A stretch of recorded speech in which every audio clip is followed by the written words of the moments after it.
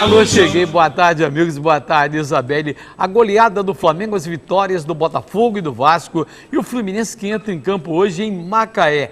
Tudo isso você vai saber a partir de agora, começando com o destaque da gandolinha mais famosa do Brasil, a Fernanda Maia. Boa tarde, Zé. Boa tarde a todos. Uma quarta-feira cheia de futebol e eu quero saber a opinião de vocês sobre os jogos, mas vocês podem mandar a opinião, o comentário através do nosso WhatsApp, escrevendo ou mandando um vídeo.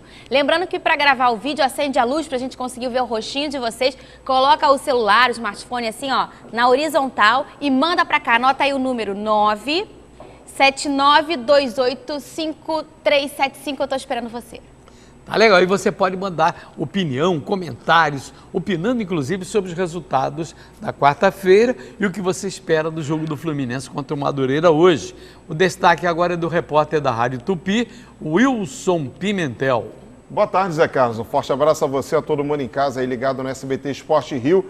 E o Flamengo finalmente teve uma atuação convincente, perto da formação ideal. O Muricy Ramalho sabe que ainda tem muito que fazer esse time evoluir até o clássico contra o Vasco. Agora, é brincadeira o que joga o argentino Mancoejo. E o William Arão, mais uma vez, fazendo a diferença para o Flamengo. Foi a estreia do Mancoejo. O Flamengo goleou a Portuguesa por 5-0.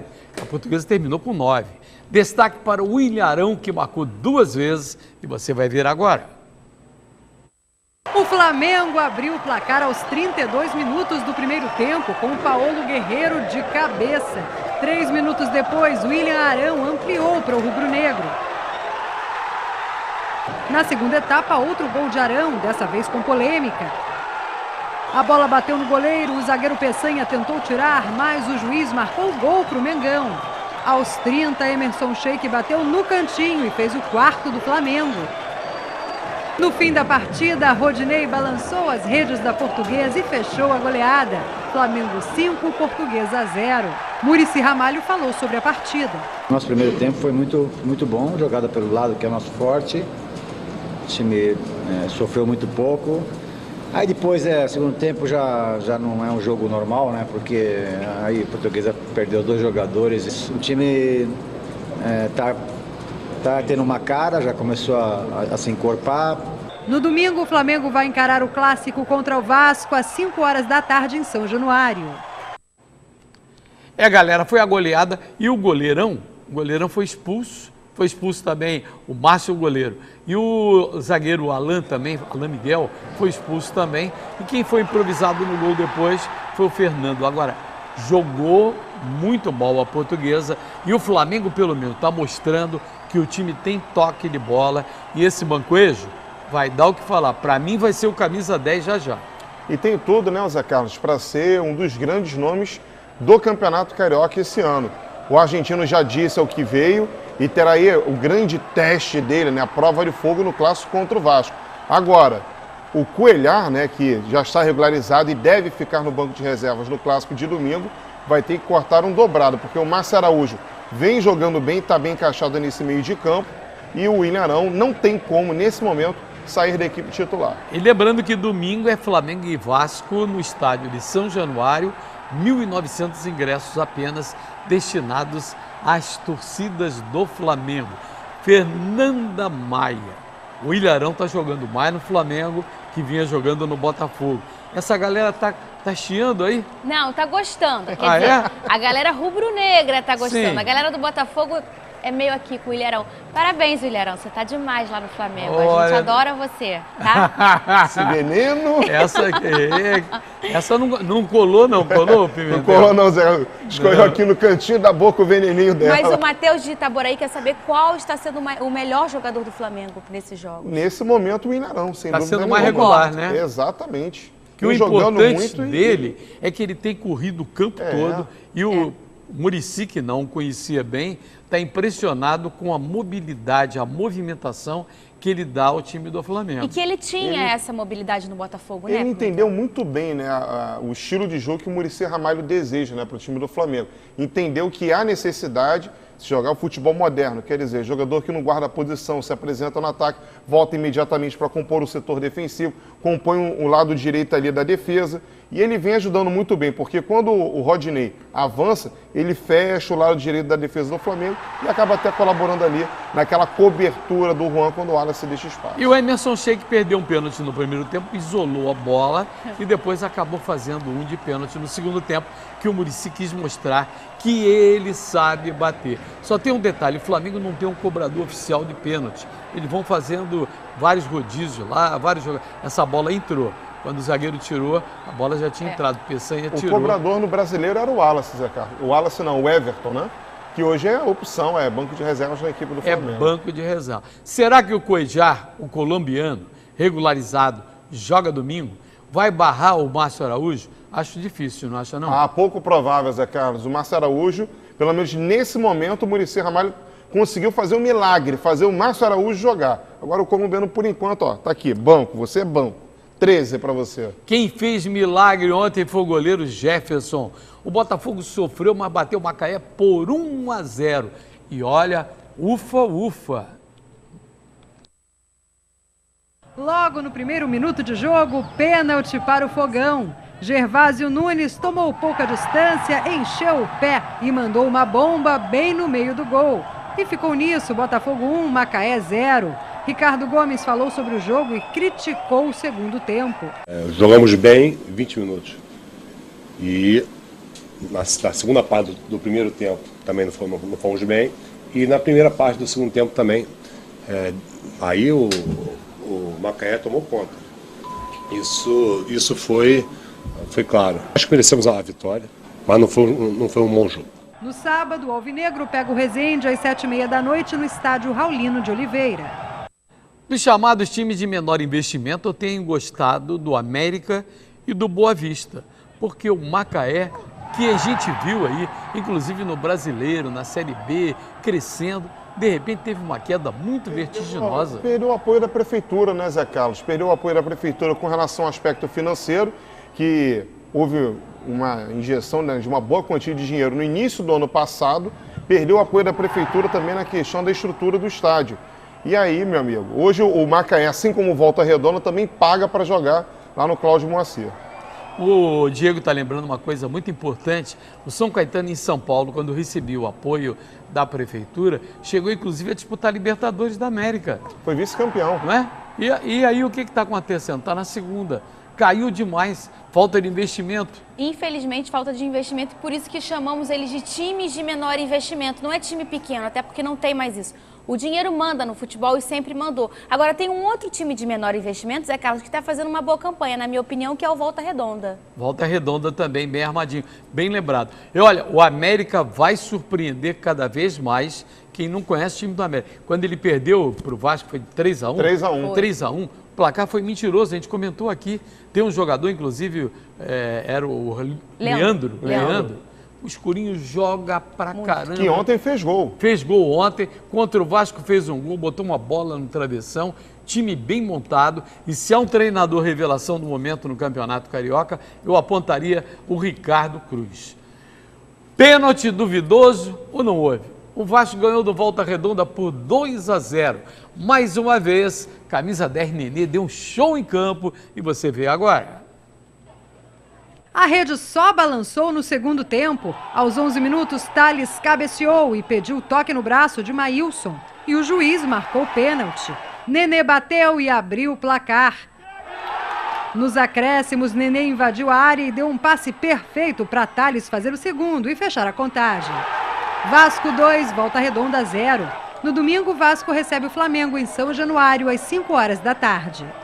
Com detalhe é que o Luan está fora do jogo contra o Flamengo. É uma perda importante. Olha o lance, inclusive, você vai ver aí. A galera no Twitter pode opinar. Foi pênalti, não foi pênalti? O que você acha?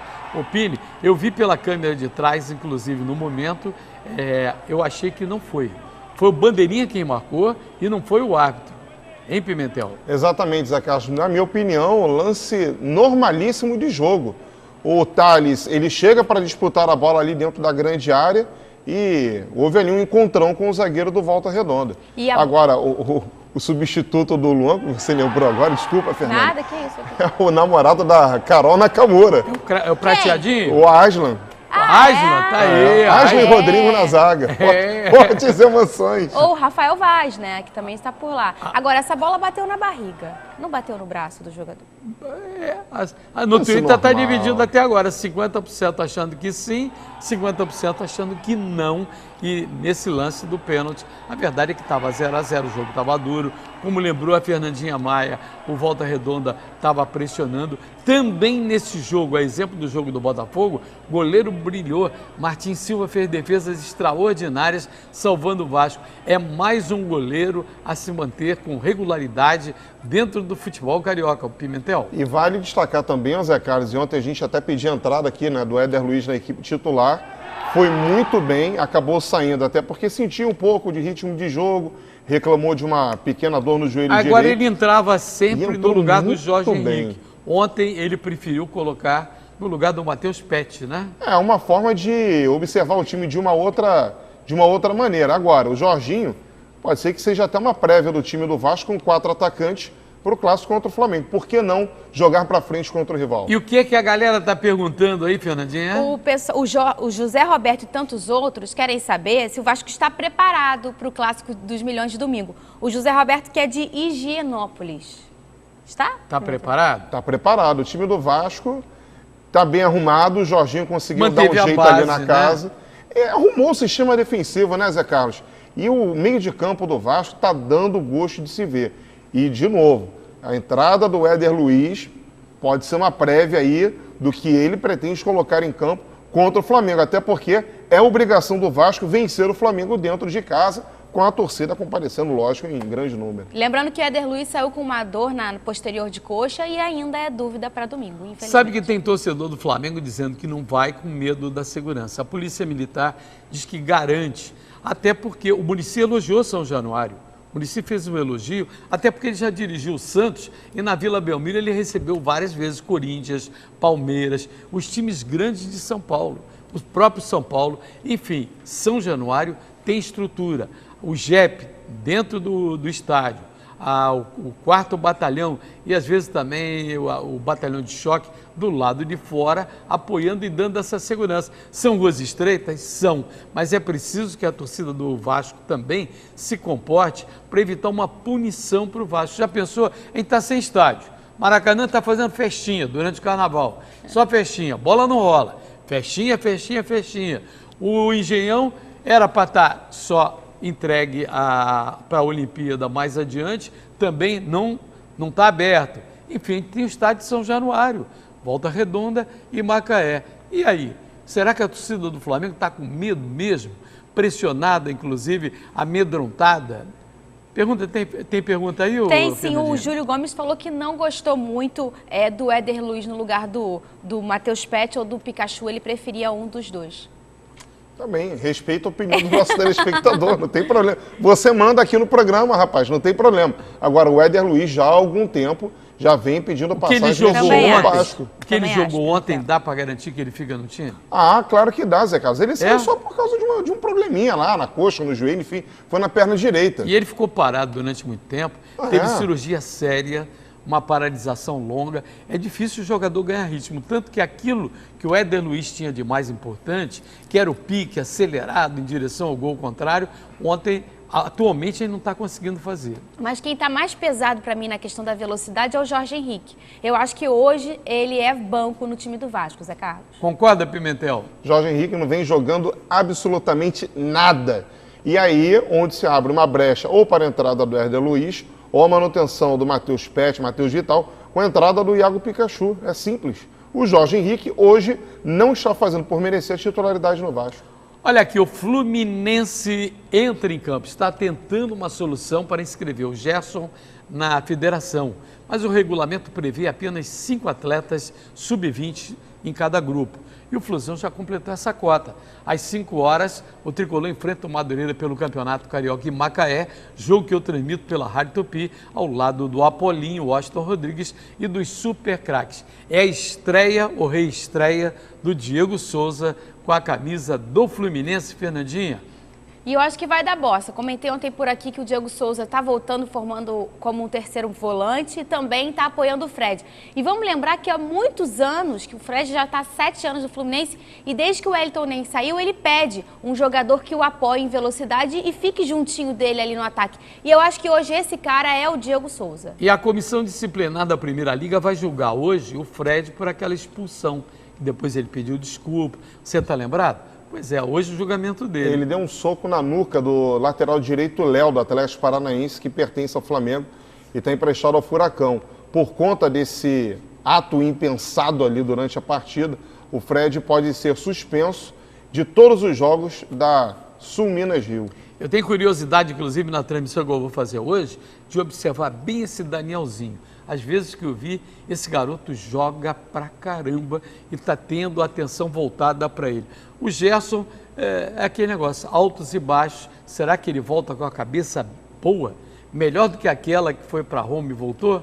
Hein, Fernanda? Na reta final, na saída dele do Fluminense, ele não estava muito bem, não. E é uma mexida muito grande. O jogador vai sair do seu país, vai tentar a vida em outro lugar. Isso é bem cabível, né, para a situação do Gerson. Agora, como ele volta? Essa é a pergunta que fica. Em relação ao Danielzinho, quem diria que o Fluminense poderia ter perdido ele para o retorno do Wellington Ney, que a gente não sabe nem como está, né, Zé Carlos?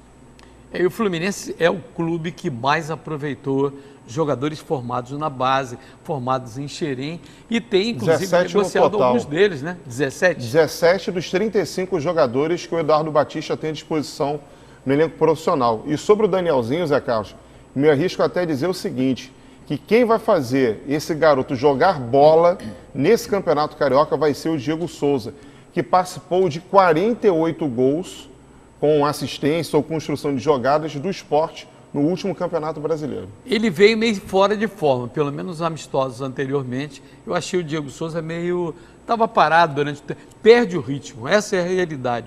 Com as férias, o jogador perde o ritmo. E ele não tem que treinar.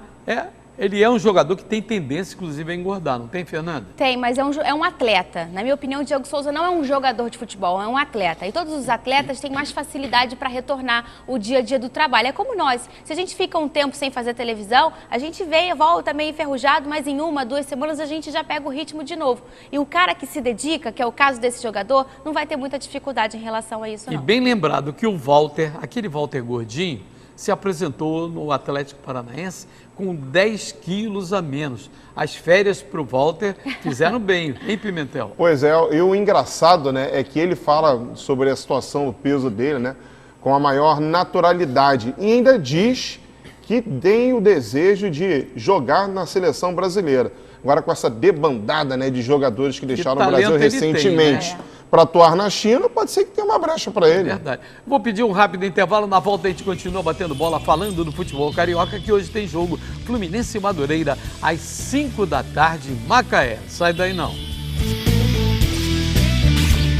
E chegou a hora do recado final da Fernanda Maia, a gandulinha mais famosa do Brasil. Mande o seu vídeo pelo nosso WhatsApp e a gente mostra aqui amanhã ao vivo. Até! Qual é a última do Wilson Pimentel? Não tem desculpa para o Fluminense não vencer o Madureira. A zaga é ideal. Henrique e Marlon. Hoje, completando a 3ª rodada do Campeonato Carioca, confirmo Fluminense e Madureira em Macaé, às 5 da tarde.